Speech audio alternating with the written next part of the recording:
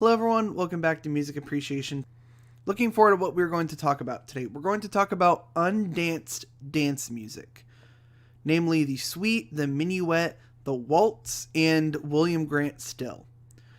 Our essential question for today is, what is undanced dance music, and how does it compare to the dance music we have discussed previously? Let's get into this. Undanced dance. So just like how vocal songs have meaning in their text, instrumental music can have a meaning in its rhythms. So, for example, rhythms in a song can be snappy and exciting, and it'll make people want to dance to it, or it can be slow and subdued and be more relaxing. This keeps along with that idea of music being able to portray a mood, tell a story, that kind of thing. So Baroque, so mid-1700s-ish, composers like Bach and Handel started to arrange popular music of their day into what they called suites.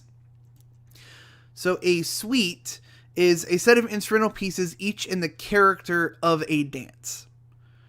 So suites were made for keyboard or small orchestra, and although it was used like dance rhythms and had that kind of feeling behind it, suites were not meant to be danced to. They were only really meant to be listened to. So that's why I've named this section Undanced Dance Music, because these composers, especially for the suite, wanted to capture the feeling of dance music, but wanted to put it in a concert hall instead of a dance floor. So that's why it's undanced dance, because it's meant to emulate dance music without actually having people dance to it. Now, the reason that the suite is important is because through the suite, composers learned how to make instrumental music expressive. So obviously, like when we're thinking about music, obviously we think that music can portray a mood, because music can sound a certain way and evoke certain emotions out of people. Obviously, we know that to be true, but this was 300 years ago, and composers were just figuring out how different techniques that they could use to really get that kind of emotion out of the audience. So various types of dances that are found in music allowed composers to change tempos, shift accents, maybe use syncopation, alter dynamics, so change volumes all over the place. So by using a suite and using all these different sections of a suite to kind of play around with elements of the music, these composers of instrumental music were able to see that they could make an instrument portray a feeling just like a vocalist. So again, this is 300 years ago. Obviously, we know nowadays that instrumental music can have emotion to it, but they were really just now figuring out how to make that happen. What parts of the music they could manipulate to get that kind of reaction from the audience. So they found that, like I said, instruments could portray a feeling or an emotion just like vocal music could. So another dance form that we're going to talk about is a minuet. A minuet is a rather slow and charming old French dance music in a triple meter. And there's a link there, so I'll go ahead and link that. Go ahead and watch that so you can understand what I'm talking about with a minuet, and then we'll keep talking.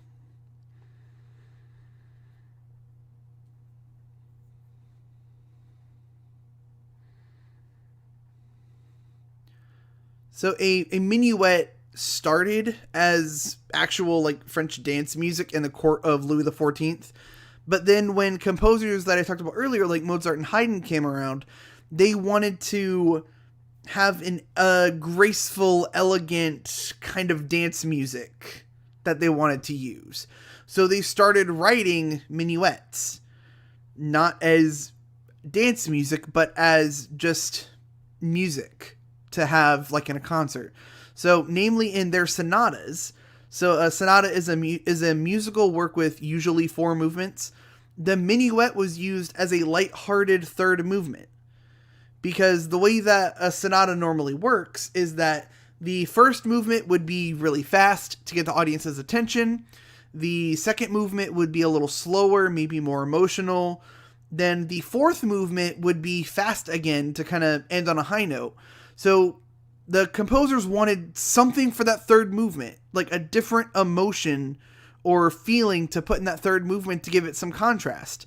So they decided on the minuet, so that you could have the first movement being fast, the second movement being slow, the third movement being kind of lighthearted, dancing, joyful kind of feeling, and then the fourth movement be fast again. So the idea was that for each part of the sonata, you'd have a different feeling to it, and it would have some variety in the music. So they would use the minuet so that they could have a lighthearted third movement with a dance feel.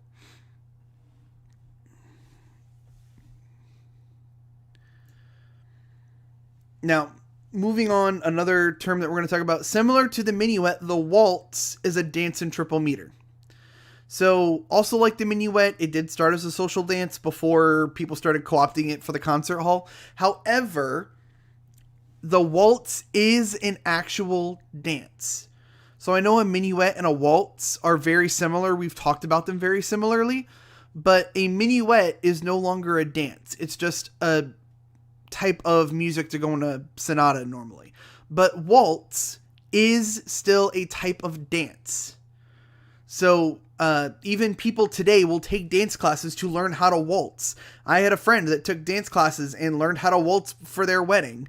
So the waltz is an actual dance. That's the main difference between the waltz and the minuet. The minuet is no longer an actual dance. It's just a type of movement or like a type of undanced dance music. But the waltz is an actual dance. Now, compared to the very like stately, refined, sophisticated, high-class minuet, the waltz is meant to be a little bit more unsophisticated and unrefined, comparatively. Obviously, this is like classical dance kind of thing, so it's going to have kind of a sophisticated feel to it. However, if you are comparing the two in their own context, the minuet is meant to be stately and very refined and high class, and the waltz is meant to be more of a fun, social, unrefined kind of dance. Now, I have both of these videos here to kind of show you the difference, that they both have they're both dance music. That's what it's meant to be. However, the minuet is concert hall dance music. It's undanced dance music. But the waltz is an actual dance. You can see people dancing a waltz, and that's what I want you to see with these two videos. So go ahead and take a look at those.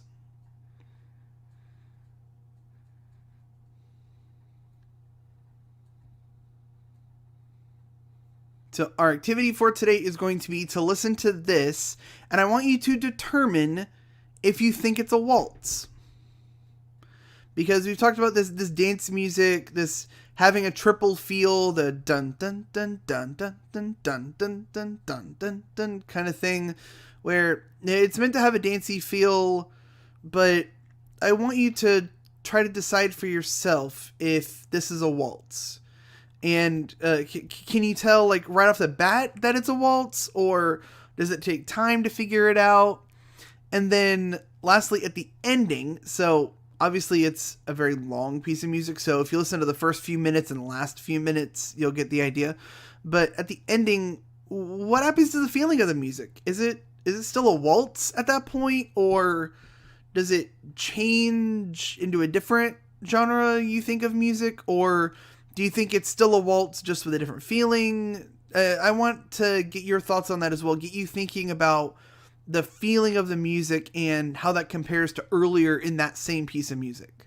So that'll be our activity for today. Our last piece of talking about dance music right now is dance rhythms in classical music. So African dance rhythms have been incorporated into the works of many African American composers. One of them that we're going to talk about is William Grant Still. In the mid-1940s, a friend asked William Grant Still to have a set of Panamanian dance tunes and asked him to make a string quartet using those melodies. And he did that. He composed what he called Danzas de Panama in 1948, and it's a 4-movement string quartet, so it's 4 string instruments, but it's full of these Latin American dance rhythms. It's still that undanced dance music. It's meant to be for a concert hall, not a dance floor, but it has all of these melodies and feelings of dance music of Latin America put in there. So this is more of that undanced dance. It's got the feeling and the energy of dance music without the prerequisite of people actually needing to be there to dance to it. So William Grant Still. We just talked about how he composed that one piece, so let's talk about him a little bit. A famous African-American composer of classical music, he wrote operas, ballets, choral works, and symphonies that have been performed the world over, and his mission as a composer was to develop a style of music that reflected and expressed African-American tradition and use their song melodies in his classical music. So it wasn't meant to just make music for the sake of making music. He wanted to make traditional classical music with those influences of his culture. And in 1931, he wrote the Afro-American Symphony. And it was the first symphony written by an African-American composer to be played by a major orchestra. So he wrote this symphony. He wanted it to be a piece of classical music, but he also wanted it to have that influence of his own culture in it, and he succeeded in doing that. So the other part of our assignment for today is going to be listening to part of the Afro-American Symphony. So I want you to listen to the first few minutes of this, and I want you to write down, this will be in the assignment, how you think it's similar to a traditional symphony, but at the same time how it's unlike a traditional symphony music piece. So we've listened to traditional symphonies before. We listened to some Beethoven, we've listened to Mozart, we've listened to, just a few days ago, the Firebird Suite, which is still definitely traditional classical symphony kind of music. And I want you to think about how this music compares to it. So, what is similar? Maybe the sound, instruments, the style, or what is different if it has like a certain feeling to it that is reminiscent of a different genre. Or I've had students sometimes say that something sounds jazzy at certain points. Well, jazz is not classical symphony music, so if you think part of this sounds kind of jazzy, that might be something to put down, that it's unlike a traditional symphony.